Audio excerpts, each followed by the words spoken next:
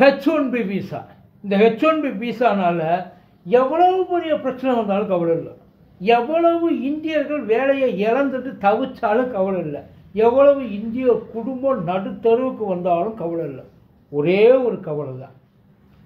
இதனால் நம்ம world hero ஐயா மோடிக்கும் யூனிவர்சல் ஹீரோ ஐயா ட்ரம்ப்புக்கும் இடையில இருக்கிற அந்த நட்பில் எந்த விதமான விரிசலும் விழுந்துடக்கூடாது. அதுதான் முக்கியம். அந்த நட்புக்கு ஏதாச்சும் ஒன்று ஆச்சுன்னா அதை தாங்கிக்கிற சக்தி இந்தியர்களுக்கு இல்லை. உண்மை. இப்போ இந்த H1B விசானா என்ன அப்படின்னு, ஏன்னா நமக்கு அதை பற்றி ஒன்றுமே தெரியாது. 90லேயே வந்துருச்சுட்டாங்க. வேறு ஒன்றும் இல்லை. சிம்பிளாக சொல்லணுன்னா, இப்போ நார்த் இந்தியாவிலேருந்து நம்ம ஊருக்கு வந்து வர்றாங்கல்ல, அவங்கெல்லாம் வந்து ஸ்கில்டு லேபர்ஸ். இங்கே வந்ததுக்கப்புறம் ஸ்கில்டு லேபர்ஸாக மாறிடுறாங்க. வர்றதுக்கு முன்னாடி ஒன்றும் இல்லை அப்படின்னா, ஏன்னா என்ன வேலை கொடுத்தாலும் பண்ணுவாங்க. இப்போ அந்த மாதிரி லேபர்ஸ் ஏன் இங்கே எடுக்கிறாங்க? ஏன்னா இங்கே வேலை பார்க்குறதுக்கு ஆள் இல்லை, நம்ம திமிர் எடுத்து திரியிறோம். அதனால் வேலை பார்க்குறதுக்கு ஒரு நல்ல வேலையாள், கம்மியான சம்பளத்தில் நிறைய வேலை பார்க்குற ஒரு ஆள் தேவைப்படுது. அதனால நார்த் இந்தியாவிலேருந்து கொண்டாந்து இறக்கிடுறாங்க. அவங்க மட்டும் துப்புன்னு வந்துடுறாங்கன்னு. அப்படி அவங்க வர்றதுக்கு ஒரு வேளை தமிழ்நாடு கவர்மெண்ட்டு அப்போ தலைக்கு இவ்வளவு கட்டணும், ஃபார் எக்ஸாம்பிள் 5000 ரூபா கட்டணும். அது நீ 5000 ரூபா வருஷம் கட்டிட்டீங்கன்னா எங்களுக்கு எந்த பிரச்சனையும் இல்லை அப்படின்னு சொல்கிறப்ப கொண்டாந்து இறக்கிடுறாங்கன்னு வச்சுக்கோங்க. திடீர்னு என்ன பண்ணுறாங்க, இந்த தலைக்கு 5000ன்றதை 1 லட்சம் ரூபாயை மாற்றிடுறாங்க நார்த் இந்தியாவிலேருந்து வர. அதை யார் கட்டணும்னா வர்றவன் கட்ட வேண்டாம், எவன் அவனை கூட்டிகிட்டு வர்றானோ, அவன் எங்கே வேலை பார்க்க போகிறானோ அங்கே அவன் அந்த காசை கட்டணும். அதை கூட்டிகிட்டு வர முதலாளி கட்டணும். இப்போ அந்த முதலாளி தலையில் மொத்தமாக கட்டுறாங்கன்னு வைங்க, அந்த முதலாளி கட்டுவானா? ஆனால் அப்படி அந்த முதலாளி கட்ட முடியலை அப்படின்னாலும் இது யாருக்கு முதல்ல நட்டம்? ஆக்சுவலி கணக்கு போட்டு பார்த்தீங்கன்னா எவன் அவனை கூட்டிகிட்டு வரானோ அவனுக்கு தான் நட்டம். அவன் இருந்தாலும் பிரச்சனை, அவன் இல்லைனாலும் பிரச்சனை, அவ்வளவு காசை கட்டி அவன் இருந்தாலும் பிரச்சனை. திடீர்னு 1 லட்சம் ரூபா கட்டுறான்னா அவன் மொத்த சம்பளமே 1 லட்ச ரூபாயாக தான் இருக்கும் ஒரு வருஷத்துக்கு. அவ்வளவுக்கு தான் அவன் கூட்டிகிட்டு வருவான். அதுக்காகத்தான் அவனை கூட்டிகிட்டே வந்தது. இப்போ திடீர்னு அந்த 1 லட்ச ரூபாய் நீ எனக்கு கொடு அப்படின்னா அந்த முதலாளி யோசிப்பான். அவன் என்ன பண்ணுவான், திருப்பி எல்லாரையும் வீட்டுக்கு அனுப்பிச்சிடுவான். இப்போ இதே நிலைமை தான் அங்கேயும் இருக்குது. ஒரே ஒரு ஆறுதல் என்ன தெரியுமா, ஏற்கனவே அங்கே இருக்கிறவங்க அந்த பெனிஃபிட்டில் அனுபவிச்சுக்கிட்டு இருக்கிறவங்க, அந்த H1B விசாவில் போயிருக்கிறவங்க அந்த காசை கட்ட வேண்டாம், அவனுக்கு பழைய டேர்ம் ஃபாலோ பண்ணப்படும். புதுசாக எவனாச்சும் வந்தான் அப்படின்னா அவனுக்கு இந்த ரூல்ஸு அப்ளை. அது எந்த அளவுக்குன்னா, இனிமேல் எவனும் இந்தியர்களை வேலைக்கு எடுக்கிறதுக்கு யோசிக்கணும். அதுதான், வேறு எதுவுமே கிடையாது. திடீர்னு அது $5000 கட்டிகிட்டு இருந்த இடத்துல திடீர்னு $1 லட்சம் கொண்டாந்து கொடுறா அப்படின்னா, ஆனால் சரிப்பா வரல வேண்டாம். அதாவது ட்ரம்ப்போட நினைப்பு என்னென்னா, நாம் இவங்களை எப்படி உள்ளுக்குள்ளே வர விடாமல் தடுக்கிறது. அந்த H1B விசா ஏன் இவ்வளோ பெரிய பிரச்சனை இந்தியாவுக்கு அப்படின்னா, முக்கால்வாசி பேர் 70% பேர் அந்த H1B விசாவில் இருக்கிறது இந்தியர்கள் தான். அதுலேயே முக்கியமாக சவுத் இந்தியன்ஸ், அவங்க தான் நிறையா. இதுக்கு என்ன பதிலடி இப்போ கொடுக்க போகிறாங்க? பதிலடி கொடுக்கறதுக்கு இங்கே வேலையே இல்லை. அவன் ரொம்ப தெளிவாக இருக்கான். என்ன சொல்லிட்டான், இந்தியாக்காரன் வேண்டாம், அமெரிக்காக்காரனை ட்ரெயின் பண்ணு.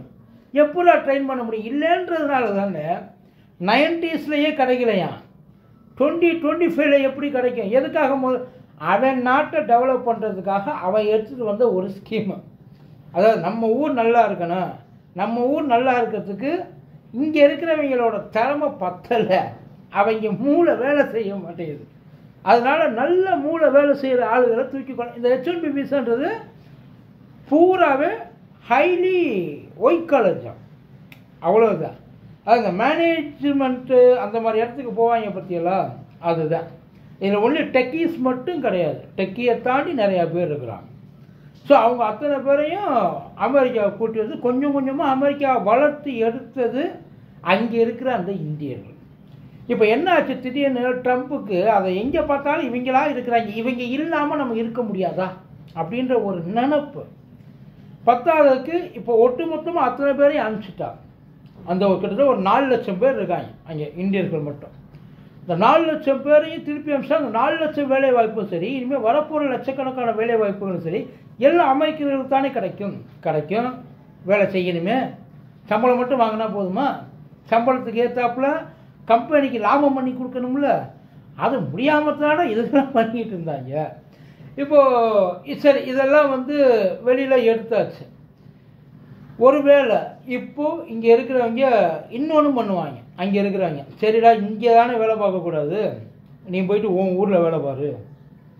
ஊரில் வேலை பார்த்தாலும் இங்கே இருக்கிற அந்த விஷயம் அங்கே வருமானு கேட்டிங்கன்னா வராது. இங்கே சில பேர் என்ன சொல்கிறாங்க, பரவாயில்லப்பா வாப்பா, இதில் என்னப்பா பெரிய விஷயம் இருக்குது, இந்தியா உங்களை அன்புடன் அழைக்குது, கூப்பிட்டு வச்சு 3 வேளையும் சோறு யார் போடுறது, என் பிள்ளைகளை யார் படிக்க வைக்கிறது, வைத்தியம் யார் பார்க்குறது, எனக்கு காரு பங்களானே இருக்கணுமே, அதுக்கு என்ன வழி? அதுக்கு ஒரு வழியும் இல்லை. இந்தியர்களை ஒரு 5 வருஷம் கஷ்டப்படுங்கன்றாங்க. எப்படிடா கஷ்டப்படுறவனே 5 வருஷம், இன்னும் 5 வருஷம் கஷ்டப்படுறான்னு அவன் யோசிப்பான்.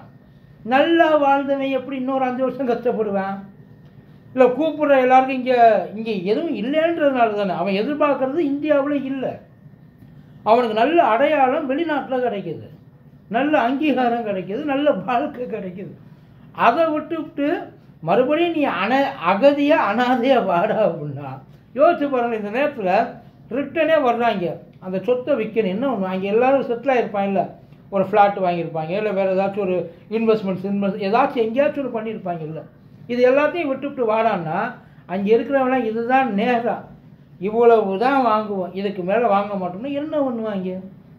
கூப்பிட்டுட்டு இருக்காங்க. இந்த H1B அந்த விசா பிரச்சனை இதுதான்.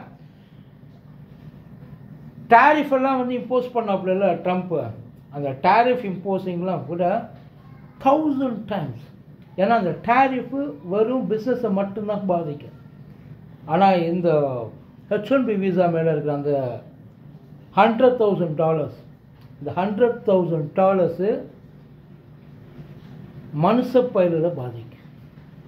குழந்தை, குட்டி, குடும்பம், அவனை நம்பி இருக்கிற அந்த கீழே இருக்கிற ஆட்கள், இது அத்தனை பேரையும் பாதிக்கும். ட்ரம்ப் முடிவு பண்ணிட்டான். இந்த இடத்துல இதுக்கான ஒரு பேச்சுவார்த்தை மேற்கொண்டு போகுமா? அதை குறைக்க சொல்லி ஏதாவது சொல்லுவாங்களா? உண்மையிலே இதனால் பாதிக்கப்பட போகிறது இந்திய மக்களாக இருந்தாலும் பாதிக்கப்பட போகிறது அமெரிக்க கம்பெனிகள். பட் அதை பற்றியும் அந்த ஆள் கவலைப்படல. அப்படின்றப்ப நம்மளை பற்றியே கவலைப்பட போகிறேன். என்ன பண்ண போகிறான்னு தெரியல. பதிலுக்கு நம்ம ஆளுகளும் என்ன பண்ண போகிறாங்கன்னு தெரியல.